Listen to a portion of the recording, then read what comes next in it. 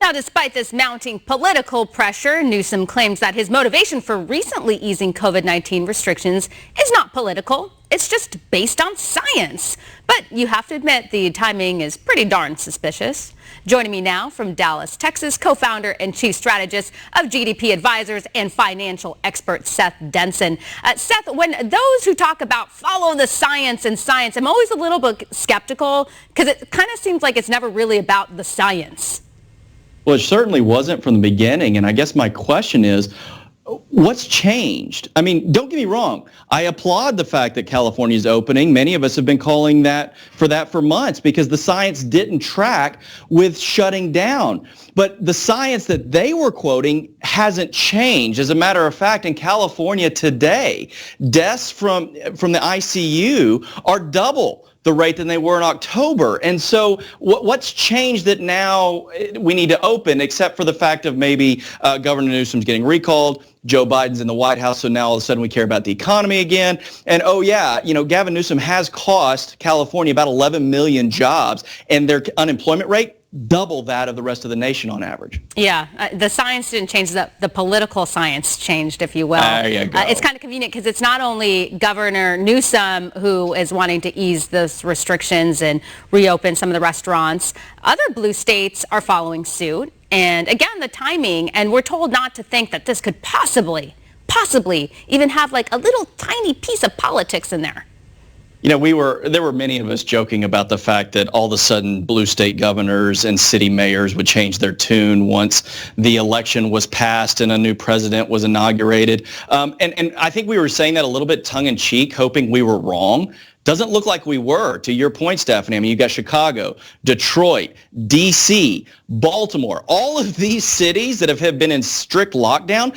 The numbers haven't changed. COVID isn't gone in these areas. Their ICU beds are relatively unavailable, yet now they're opening. And again, I applaud them for opening. The science never supported being shut down anyway. But now all of a sudden I'm questioning as to the why. Yeah, it's pretty suspicious. And I think those businesses who have been kind of jerked around this entire time, a lot of them didn't make it. And who's going to be held responsible and liable for this?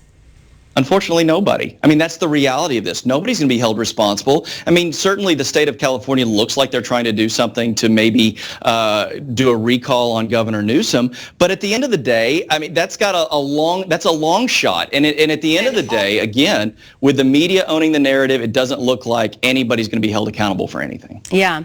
And then you look at the global job loss as a whole when it comes to COVID-19. Numbers are pretty bad. Obviously, there's been a lot of job loss here in the U.S., but globally, this has been disastrous.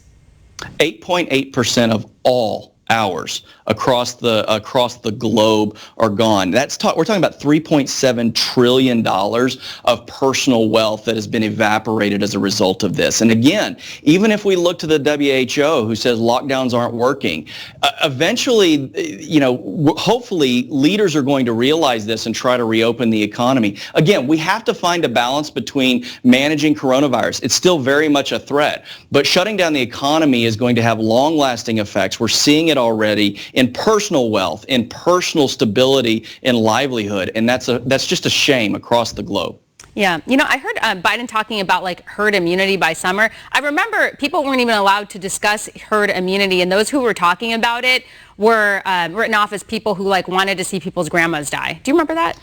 I do remember that. And interestingly enough, Biden's talking about his doses that are going to be out, right? 100 million doses by first 100 days. But if you actually look at the numbers in the Trump administration, we are already up to 1 million doses a day. So good job, President Biden. You're actually just maintaining that which President Trump was already able to do. Yeah, Biden, we were told, or he even said he was like the man with the plan when it comes to COVID-19, but really he's got nothing else. And I thought it was funny that they have the travel restrictions again, and nobody's calling Biden a racist over that. I'm sure you remember when all the terrible things they said about Trump when he implemented the travel restrictions against China. It's funny how that works.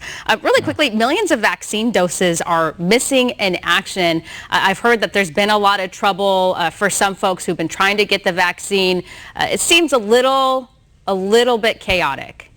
Well, it is chaotic. And listen, we already always knew that there were going to be some hurdles and speed bumps, right? There was so much emphasis on getting the vaccine out. And then, again, we wanted to get it into the states' hands and allow states the ability to manage it. States aren't managing it all that well, at least many states. And so here's part of the challenge. Now, remember, I'm going to go back something.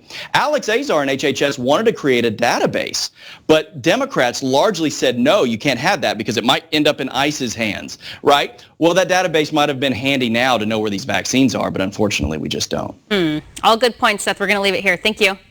Thanks, Steph.